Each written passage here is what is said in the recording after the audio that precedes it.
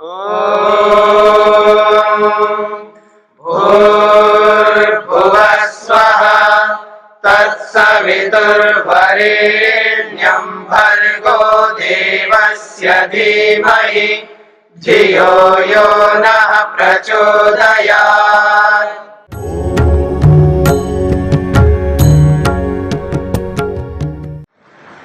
तन्मात्राणि अविशेषाः तेभ्यो भूतानि पंच पंचभ्यः एते स्मृता विशेषा शांता घोराश्च मूढ़ाश्च। बहुत विशेष बात आ रही है। कहते हैं तन्मात्राएं, ये तन्मात्राएं जो है ये अविशेष कहलाती। आपको ये पता हो गया ना, आपके मन में आ जाना चाहिए विशेष किसको कहते हैं, अविशेष किसको कहते हैं, ठीक है जी, और लिंग किसको कहते हैं और अलिंग किसको कहते हैं। ठीक है, अलिंग लिंग विशेष और अविशेष, या यूं भी कह सकते हैं अलिंग लिंग अविशेष विशेष, या उल्टा करो तो विशेष अविशेष लिंग अलिंग, ये चार बातें। अगर आप सो रहे हो, सोते हुए को बीच में उठा करके बोलें कि ये अविशेष क्या होते हैं, तो बिना अटके बिना रुके तुरंत आपको बोलना है कि 6 विशेष होते हैं, अविशेष होते हैं, 6 अविशेष होते हैं। वो 6 अविशेष कौन से? एक अहंकार है और 5 तन्मात्रा है। 5 तन्मात्रा और एक अहंकार, ये 6 अविशेष कहलाते हैं। सोते व्यक्ति को उठा करके भी पूछे तो ये बताना पड़ेगा। ऐसे ही विशेष कौन से होते हैं तो आपको तुरंत बताना बिना रुके अटके। 16 विशेष होते हैं, 16 पदार्थ विशेष हैं। और वो कौन से हैं? एक मन, 5 ज्ञानेन्द्रियां, 5 कर्मेंद्रियां 11 और 5 महाभूत। 5 महाभूत, 5 ज्ञानेन्द्रियां, 5 कर्मेंद्रियां, एक मन, ये 16 पदार्थ हो गए। ये 16 पदार्थ विशेष कहलाते हैं। ठीक है जी। और लिंग किसको कहते हैं? तो महतत्व रूपी बुद्धि को लिंग कहते हैं। और अलिंग किसको कहते हैं? सत्व रज तम को अलिंग कहते हैं। तो सत्व रज तम अलिंग, महतत्व रूपी बुद्धि लिंग, अहंकार और 5 तन्मात्राएं अविशेष, और मन, ज्ञानेन्द्रियां, कर्मेंद्रियां और पंचमाभूत विशेष। ये है सृष्टि। इसी में सारी सृष्टि है, सारा संसार है, सारा ब्रह्मांड है।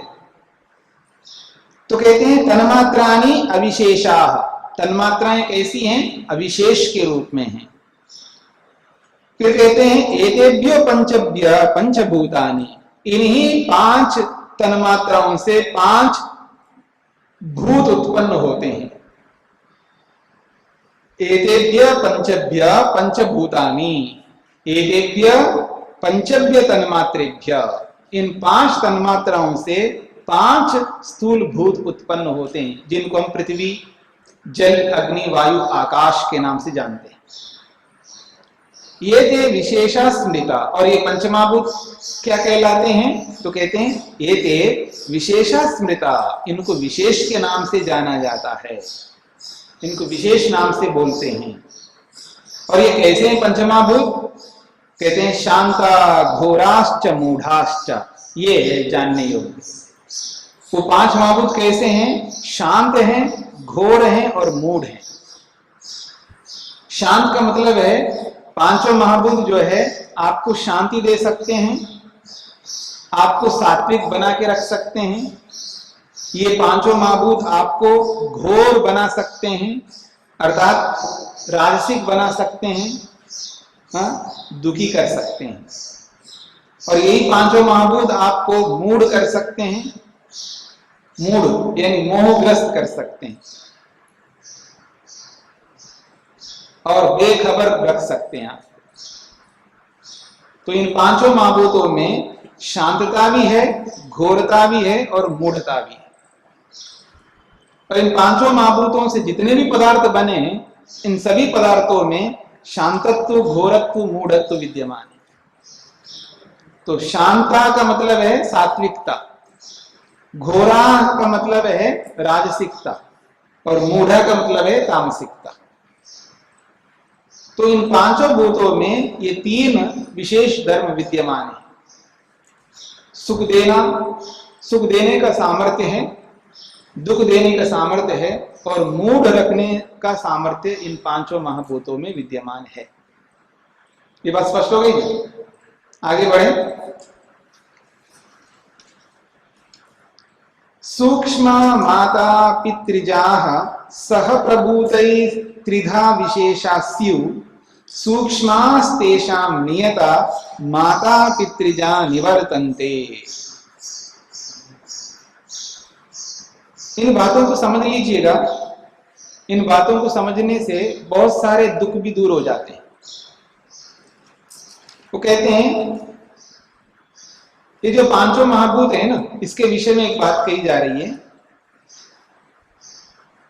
माता पितृजाः सह प्रभूतै सूक्ष्मा त्रिधा विशेषास्यु। त्रिधा विशेषास्यु, ये विशेष जो है तीन प्रकार के होते हैं। त्रिधा विशेषाः स्यु, तीन प्रकार के ये विशेष होते हैं। एक तो होता है सूक्ष्म, कुछ तो सूक्ष्म होते हैं जो दिखाई नहीं देते, जैसे रस, रक्त, मांस, मज्जा ये आदि जो है ये हमको वैसे दिखाई नहीं देते। ये अंदर की जो प्रक्रिया होती है ना शरीर के अंदर, वो सूक्ष्म होते हैं जो दिखाई नहीं देते हैं। और माता पितृजा, और माता पिता से जो उत्पन्न होने वाले जो शरीर है ना, माता पितृजा, माता पिता से उत्पन्न होने वाले जो शरीर है वो आपको स्पष्ट दिखाई देता ही है। और वो कैसा है? सह प्रभूत है, प्रभूतों के साथ में ही। यानी प्रभूत कहते हैं वृक्ष, वनस्पति, पहाड़ आदि जितने भी है, ये सब विशेषाः, इनको विशेष कहते हैं। यानी विशेष किस रूप में है उसको बताया जा रहा है। विशेष जो है किस स्वरूप में रहते हैं उसको समझाया जा रहा है। एक तो विशेष जो है ये सूक्ष्म भी रहते हैं। मान लो कोई कहता है कि हम तो शरीर को तोड़ करके, फाड़ करके देख लेंगे, तो ठीक है। अब आपको पंचमहाभूतों की सूक्ष्मता और बता रहा हूं मैं। पृथ्वी तत्व आपको इंद्रियों से नहीं दिखाई देगा, जल तत्व आपको इन इंद्रियों से दिखाई नहीं देगा। पृथ्वी, जल, अग्नि, वायु, आकाश, ये तीनों, ये पांचों तत्व आपको अपनी इंद्रियों से नहीं देख सकते। ये सूक्ष्म है। ये बात समझ में नहीं आ रही तो पूछ लीजिएगा। पृथ्वी को आप आंखों से नहीं देख सकते तो आपका दिमाग जाएगा इस धरती पर। इस धरती को पृथ्वी बोल देते हैं, लेकिन ये धरती पंचमहाभूतों वाली धरती नहीं है, ये समझ लो। पंचमहाभूतों को मिलाने पर यह धरती बनी। जैसे ये जो शरीर है हमारा, ये शरीर पंचमहाभूतों को मिलाने पर बना है, ठीक इसी प्रकार से पंचमहाभूतों को मिलाने पर यह धरती बनी। इसको भी धरती रख दिया। बहुत पृथ्वी विस्तार है, ये पृथ्वी है, क्योंकि बहुत विस्तृत है, बहुत लंबी चौड़ी धरती है, इसलिए इसको भी पृथ्वी नाम रख दिया। और पंचमहाभूतों में जो पृथ्वी है, मूल है, जो सूक्ष्म है, दिखाई नहीं देता, आंखों से दिखाई नहीं देने वाली है पृथ्वी, इसलिए समाधि लगानी पड़ती है। और समाधि में सबसे पहले यदि प्रत्यक्ष होता है, समाधि लगती है।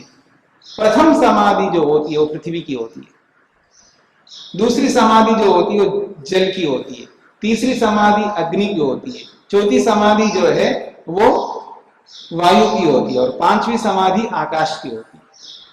फिर उसके बाद तन्मात्राओं की समाधि लगती है, फिर उसके बाद ज्ञानेंद्रियों, कर्मेंद्रियों, मन, अहंकार, महतत्व रूपी बुद्धि, फिर उसके बाद सत्वर स्तंभ, उसके बाद में आत्मा स्वयं का, फिर सबसे अंत में परमात्मा। ये क्रम है समाधि का। कोई कहेगी ये तो पंचमहाभूतों को तो देख रहा हूं मैं, ये पृथ्वी है, ये जल है, ये अग्नि है, ये वायु बह रही, ये है, फिर उसकी समाधि क्या लगाना है? आप जो प्रत्यक्ष है उसकी समाधि नहीं होती याद रखना।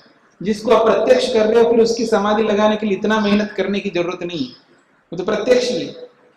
पर ये उन पंचमहाभूतों से बने हुए हैं, इनको भी हम वो नाम रखते हैं। जैसे वास्तव में सूर्य किसका नाम है पता है आपको? परमात्मा का नाम। वास्तव में सूर्य का अर्थ परमात्मा है, वास्तव में चंद्रमा का अर्थ परमात्मा है, ठीक है जी। वास्तव में पृथ्वी का अर्थ परमात्मा है, पर परमात्मा के समान ये सूर्य, ये चंद्र, ये नक्षत्र, ये पृथ्वी आदि होने के कारण से उनको भी ये नाम रखती है। सूर्य राजा को भी कहते हैं, सूर्य विद्वान को भी कहते हैं। सूर्य शब्द के बहुत सारे अर्थ हैं। तो ठीक इसी प्रकार से पृथ्वी, जल, अग्नि, वायु, आकाश ये विशेष तो हैं, लेकिन ये सूक्ष्म है, ये इंद्रिय ग्राम्य नहीं है, अतीन्द्रिय है, इसलिए इनकी समाधि लगाई जाती है, तो वो सूक्ष्म है। और दूसरा है माता पितृजाह सह, और माता पिताओं के साथ में जो उत्पन्न होने वाले हैं शरीर, स्थूल शरीर, सभी योनियों से संबंधित जितने भी स्थूल शरीर है वो माता पितृजा है, वो माता पिता के सहयोग से होते हैं। चाहे वो अंडज हो, चाहे वो जरायुज हो, चाहे उद्बीज हो, चाहे कोई भी हो, उन सबके पीछे माता पिता विद्यमान है। स्पष्ट हो रहा है? तो माता पितृजा, जो माता पिता के माध्यम से उत्पन्न होने वाले जितने भी स्थूल शरीर है वो एक प्रकार है। और प्रभुतै सह, और हमसे अतिरिक्त जो भी है, मनुष्यों से, पशु पक्षी आदि योनियों से अतिरिक्त कुछ ऐसे भी हैं स्थावर योनि, मतलब वृक्ष वनस्पति आदि, ये प्रभुत कहलाते हैं। यह पर्वत है, जो जड़ पदार्थ, बड़े बड़े टीले और बड़े बड़े पर्वत जो दिखते हैं, ये सब प्रभुत कहलाते हैं। तो ये तीन प्रकार का विशेष है, एक सूक्ष्म रूप में है, एक माता पिता से उत्पन्न होने वाले शरीर हैं, और एक पहाड़ आदि हैं। ये तीन प्रकार के हैं। सूक्ष्म तेषाम नियता, कहते हैं तेषाम उन सब में से सूक्ष्म नियता, जो सूक्ष्म है वो नियत है, निश्चित है, तो हमेशा बने रहते हैं। ठीक है जी। ये विशेषों में जो सूक्ष्म है वो हमेशा बने रहते हैं। हमेशा का मतलब है जब तक प्रलय नहीं होता तब तक बने रहते हैं। और माता पितृजा निवर्तन्ते, और जो माता पिता से उत्पन्न होने वाले जो शरीर है वो उत्पन्न होते हैं और समाप्त होते हैं, उत्पन्न होते हैं, समाप्त होते हैं। निवर्तन्ते मतलब है समाप्त होते हैं, नष्ट होते हैं। माता पिता से उत्पन्न होने वाले जो स्थूल शरीर हैं वो उत्पन्न होते हैं और नष्ट होते हैं, यानी नष्ट होते रहते हैं। पर पंचमाभूत जो है वो सूक्ष्म है, वो प्रलय जब तक नहीं होता तब तक बने रहते हैं। तो तेषाम सूक्ष्म नियता, उनमें से जो सूक्ष्म है, सूक्ष्म कौन से? विशेष, उनमें से जो सूक्ष्म विशेष है वो नियत है, निश्चित है, और जो भी माता पितृज है वो सब निवृत्त होते हैं, ये कहना चाहते। स्पष्ट हो गई?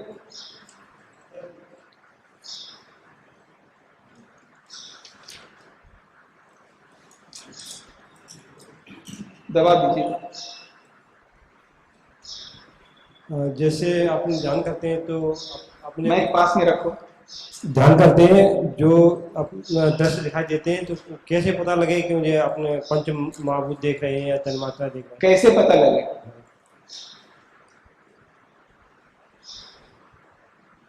आप खा रहे हो, सुख मिलता है, खाते हो ना तो सुख मिलता है, पता लगता नहीं लगता?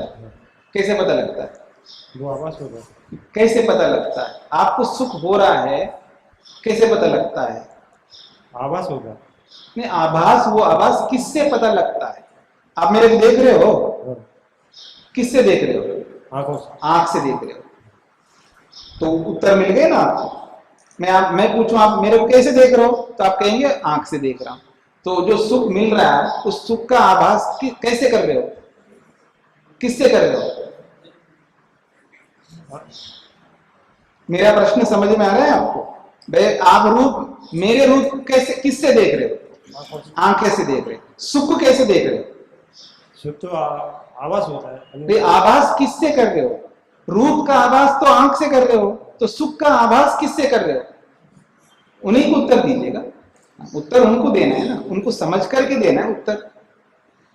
भाई सुख का आभास करते हो, किससे करते हो? भाई उसको आभास करने का कोई तो साधन होना चाहिए ना। रूप का आभास करने का साधन तो आंख है, तो ऐसे सुख का आभास आपको हो रहा है, मैं मान लिया, पर किससे आभास कर रहे हो?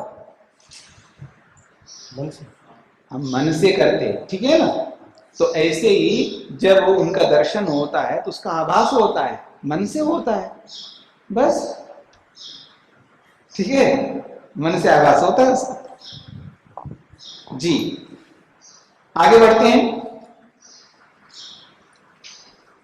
पूर्वोत्पन्नम असक्तम नियतम महदादि सूक्ष्म पर्यंतम संसरति निरुपभोगम भावै अधिवासितम लिंगम। लिंगम, लिंग के बारे में बता रहे हैं। यहां लिंग का अर्थ सूक्ष्म शरीर है। यहां लिंग शब्द का अर्थ है सूक्ष्म शरीर। अभी हमने जो पढ़ा था ना, यानी अभी हमने जो विचार किया था कि अलिंग, लिंग, अविशेष और विशेष, वहां लिंग का अर्थ केवल महतत्व था। अब यहाँ लिंग का अर्थ जो है, इस प्रसंग में लिंग का अर्थ सूक्ष्म शरीर। इसको लिंग शरीर भी कहते हैं, सूक्ष्म शरीर भी कहते हैं। 18 तत्वों का जो समुदाय है, उस समुदाय को लिंगम शब्द से कहा है। हम सांख्य का सिद्धांत पढ़ रहे हैं ना, तो सांख्य दर्शन में लिंगम का अर्थ है लिंग शरीर यानी सूक्ष्म शरीर।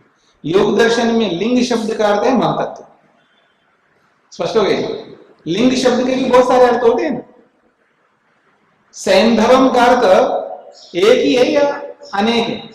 अनेक है ना। सेंधवम का अर्थ नमक भी होता है और सेंधवम का अर्थ घोड़ा भी होता है। अनेक अर्थ हो गए ना। तो ऐसे ही लिंगम शब्द के भी अनेक अर्थ है। तो इस प्रसंग में सांख्य में लिंगम का अर्थ है सूक्ष्म शरीर, जिसमें 18 तत्व होते हैं। और योग में जब लिंग, लिंग किसको कहते हैं, तो वहां फिर केवल महातत्व को लिंग का, वो पारिभाषिक हो गए ना, ऐसा। तो यहां पर लिंगम सूक्ष्म शरीर के बारे में कहा जा रहा है। लिंगम सूक्ष्म शरीर कैसा है? पूर्वोत्पन्नम, वो सबसे पहले उत्पन्न हुआ है। सृष्टि के आदि में एक बार उत्पन्न हो गया, पूर्वोत्पन्न। और वो कैसा है? नियतम, नियत रहता है, प्रलय तक रहता है। नियत मतलब निश्चित है। सबका सूक्ष्म शरीर निश्चित है। चाहे पुरुष शरीर में जा रहे हो तो नियत है, वही रहेगा। आप स्त्री के शरीर में जाते हो तो भी वही रहेगा सूक्ष्म शरीर। आप नपुंसक के शरीर में जाते हो तो भी वही रहेगा। आप नपुंसक बने नहीं बने? कभी बने? हाँ, इसमें सोचने की क्या बात है, कितने बार बने होंगे। अनादि काल से सृष्टि चली आ रही है और अनंत काल तक सृष्टि चलती रहेगी। न जाने कितने बार नपुंसक बने होंगे, कितने बार स्त्री बने होंगे, कितने बार पुरुष बने होंगे, हाँ, कितने बार कुत्ता, गधा, घोड़ा, सुअर बने होंगे। इसमें क्या विचार करना है? इसमें अफसोस करने की भी क्या बात है? अच्छा, मैं नपुंसक भी था कभी, हाँ, इसमें अफसोस करने की क्या बात है? था तो था। ये सब कर्मों का खेल है। कुत्ता बनने का भी, गधा बनने का भी, सुअर बनने का भी, हाँ, मच्छर बनने का भी। आज मच्छर को मारते रहते हो ना, तो आपको भी मारा होगा किसी ना किसी ने कभी ना कभी आप भी मच्छर बने होंगे। इसमें कोई अफसोस करने की बात नहीं है। तो अनादिकाल से सृष्टि चली आ रही है और अनंत काल तक चलती रहेगी। तो इसलिए कोई ऐसी योनि नहीं है जिस योनि में हम नहीं गए हैं। कोई ऐसा शरीर नहीं है जिस शरीर में हम नहीं गए हों। इसलिए हम नपुंसक भी अनगिनत बार बने, अनगिनत। इसलिए कोई किसी ऐसे व्यक्ति को देख करके कोई अफसोस करने की बात नहीं। हम भी थे, वो भी हमारे भाई थे, हमारे ही बिरादरी की थे कभी, ठीक है, सब हमारी बिरादरी के थे। तो इसलिए इसमें सोचने की कोई बात नहीं है, ठीक है ना। समत्व रखना चाहिए। अगर व्यक्ति शीघ्र आगे बढ़ना चाहता है, शीघ्र उन्नत होना चाहता है और शीघ्र अपने प्रयोजन को पूरा करना चाहता है, उसको समत्व रखना पड़ता है, ठीक है। और हेयता नहीं रखनी होती है, धिक्कार नहीं करना, घृणा नहीं करना किसी को भी, किसी को भी। पुरुष जो है स्त्री का धिक्कार करता है और स्त्री पुरुष का धिक्कार करती है, ठीक है ना। और हम लोग हो सकता है, मतलब सामान्य लोग जो है नपुंसकों का धिक्कार कर सकते हैं और नपुंसक लोग भी सामान्य लोगों का धिक्कार कर सकते हैं। तो ये धिक्कार जो करना है, ये समत्व न रखने का परिणाम है। इसलिए समत्व रखना बहुत बड़ा ऐसा माध्यम है, ऐसा शस्त्र है, हम आसानी से अपने लक्ष्य को आगे बढ़ सकते हैं। इसलिए सबको सम दृष्टि से देखो, जो जैसा है उसको उसी रूप में देखो और आत्मीयता रखो, आत्मवत व्यवहार करो। वेद में आता है ना, आत्मन्येवानुपश्यति तत्र कह मोह कह शोक एकत्वम अनुपश्यत। जो एकत्व के रूप में देखता है उसको ना मोह होता है, ना राग होता है, ना द्वेष होता है, उसको कुछ नहीं होता है। समत्व, वो समत्व के रूप में देखता है। और हम पराये पराये मानते रहते हैं। एक ओर से तो बोलते हैं वसुधैव कुटुंबकम, पूरी वसुधा ही एक कुटुंब है, एक परिवार है। तो एक परिवार है इसका मतलब क्या है? पूरा विश्व ही एक परिवार है, एक मुट्ठी के अंतर्गत है। इसका मतलब हमें समत्व रखना चाहिए, ये इसका अभिप्राय है। तो आइए, कहा जा रहा है नियतम, ये लिंग शरीर जो है, सूक्ष्म शरीर कैसा है? नियत है, निश्चित है। प्रलय जब तक नहीं होता तब तक बना रहता है। तो आप स्त्री शरीर में जाओ, चाहे पुरुष शरीर में जाओ, चाहे कुत्ते गधे शरीर में जाओ, चाहे सांप में जाओ, चाहे मच्छर में जाओ, चाहे मक्खी में जाओ, वही सूक्ष्म शरीर, वही लिंग शरीर रहता है, उसमें कोई बदलाव नहीं होता, ये नियत है। और महदादि सूक्ष्म पर्यंतम, ये महतत्वादि तक विद्यमान है, महतत्वादि तक रहता है। फिर कहते हैं निरुपभोगम, ये उपभोग नहीं कर सकता है। बिना स्थूल शरीर के सूक्ष्म शरीर कुछ भी नहीं कर सकता। और याद रखना, मैंने एक बात कही थी आपको, इनको समझने से बहुत सारे दुख दूर होते हैं, ये बात कही थी इस कारिका को पढ़ने से पहले। तो ये याद रखिएगा, अगर कोई स्थूल शरीर से निकल गया तो समझ लेना वो पंगु है, वो कुछ नहीं कर सकता, आपका कुछ नहीं बिगाड़ सकता, आपको कुछ नहीं कर सकता। इसलिए कोई डरने वाली कोई बात ही नहीं है, भयभीत होने वाली कोई बात नहीं है। मतलब स्थूल शरीर से निकल गया तो वो कुछ नहीं कर सकता। जी, ये यहाँ कोई आदमी मर गया था, पता नहीं क्या हुआ, तो उसकी आत्मा भटक रही है यहाँ पर, और वो उस घर में नहीं जाना चाहिए, उस घर में कोई रहता है तो वो जिंदा नहीं रहता है, फलाना है, वो है, ये है। आदमी दुखी होते रहते, परेशान होते रहते हैं, पता नहीं क्या क्या होता रहता है। कोई आत्मा भटकता नहीं, याद रखना। वो भटकने के लिए उसके पास कोई स्थूल शरीर साधन ही नहीं है ना, वो कैसे भटकता है?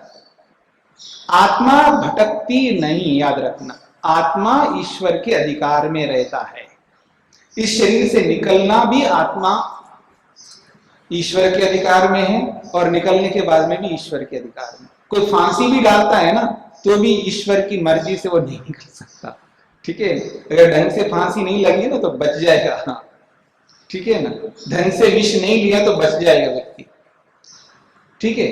तो इसलिए जब आपने परिस्थिति ऐसा उत्पन्न कर लिया तो ईश्वर को मजबूरन शरीर से निकालना पड़ता है, तो ईश्वर निकालता है। अगर अपने आप निकल सकते हो, इतना सामर्थ्य हो, तो फांसी क्यों डालते हो? ऐसे निकल जाओ ना, शरीर से बैठे रहो, ऐसे निकल जाना। लेकिन आप ये परिस्थिति उत्पन्न करते हो कि फांसी डाल करके एक ऐसी परिस्थिति उत्पन्न करते हो, अपने आप को ऐसे दुख देते हो, तो भगवान को आपके इस कर्म के बदौलत आपको निकालना पड़ता है। भगवान को भगवान निकालता है इस शरीर में से, और फिर भगवान अपने अधिकार में रखता है। वो आत्मा शरीर से निकलने के बाद ईश्वर के अधिकार में, वो कुछ नहीं कर सकता।